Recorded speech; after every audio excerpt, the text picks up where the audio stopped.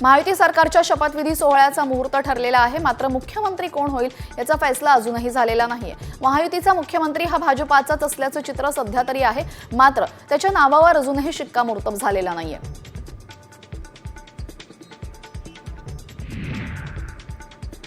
शपथविधीची तारीख जाहीर केली आहे तर मुख्यमंत्री पदही जाहीर करायला हवं होतं, अशी टिप्पणी शिंदे गटाच्या संजय शिरसाट यांनी शपथविधी तारीख जाहीर करताच केलेली आहे।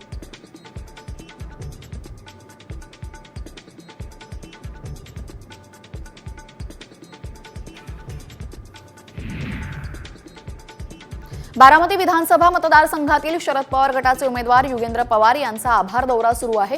गावोगावी जाऊन ते मतदारसंघामध्ये आभार मानतायत। दरम्यान काटेवाडी गावातून त्यांनी आभार दौऱ्याला सुरुवात केली आहे।